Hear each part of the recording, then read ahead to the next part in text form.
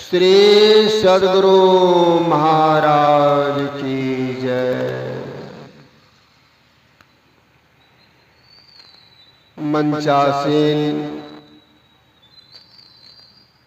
श्रद्धे साधु महात्मागण, सत्संग में उपस्थित सत्संग प्रेमी महानुभावों, आदरणीय माताओं एवं बहनों, बड़ी हर्ष की बात है कि गत वर्ष की भांति इस वर्ष भी यह 2 दिवसीय परम पावन ज्ञान यज्ञ का आयोजन यह कृत्यानंद आश्रम के प्रांगण में हुआ है।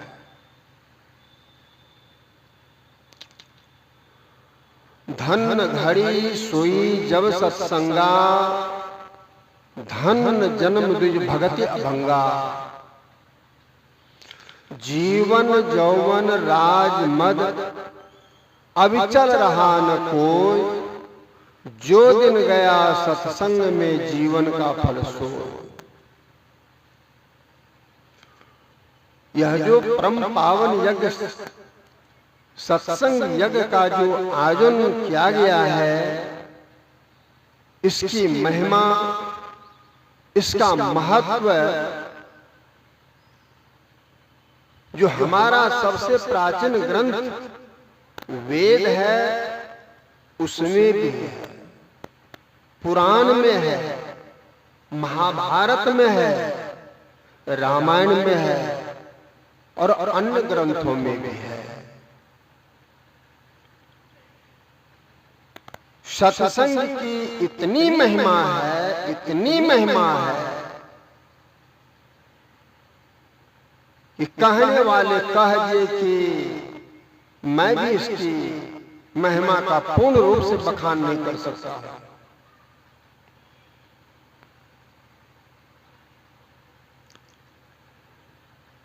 पापी से पापी, अधर्मी से अधर्मी, कुकर्मी से कुकर्मी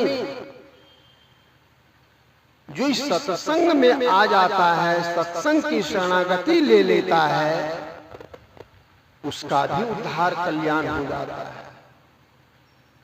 इतना पावन, इतना निर्मल, इतना पवित्र है यह ज्ञान यज्ञ सत्संग। जीवन का जो समय है बहुत कीमती और बहुत तीव्र गति से यह समय निकल रहा है। बहुत कम लोग ही हैं जो इस समय का सही सही उपयोग करता है। संसारिक लोग ज्ञान नहीं रहने के कारण संसार के विषयों में अपना अनमोल समय को लगा देता है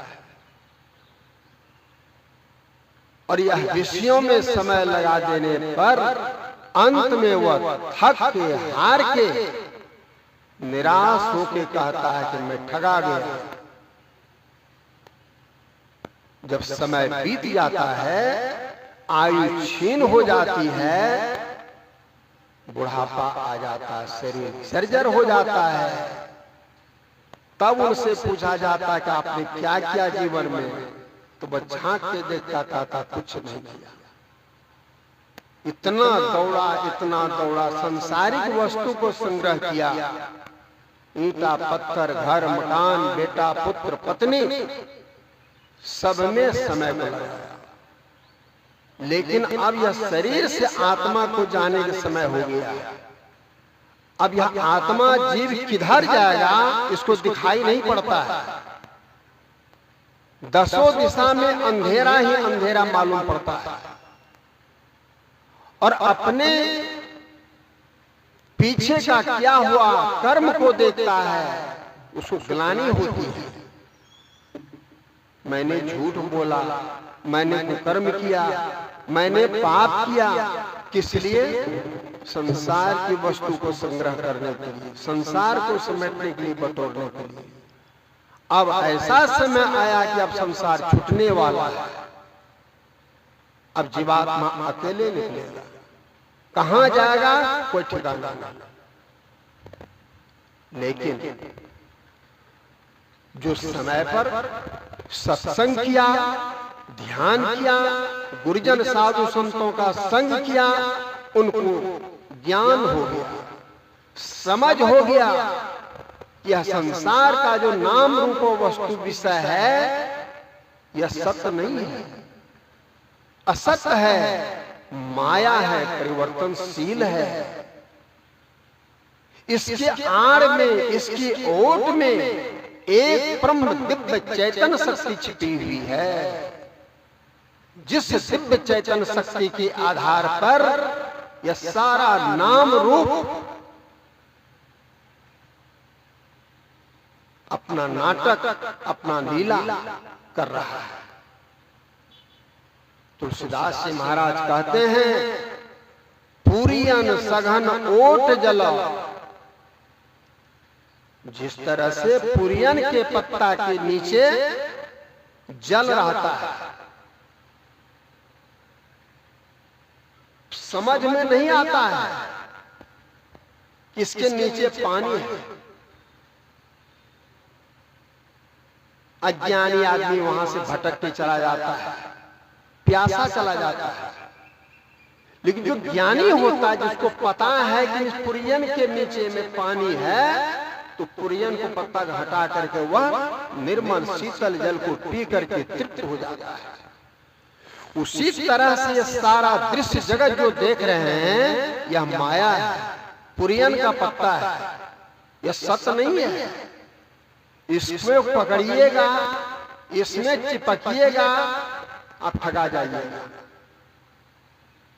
इसलिए इसके ओट में, इसके आड़ में जो परम दिव्य चेतन शक्ति है, जो अमृत है, अमर है, अमृत है, उनको समझिए, उनको ढूंढिए, उनको पाइए, आप अमर हो जाइएगा,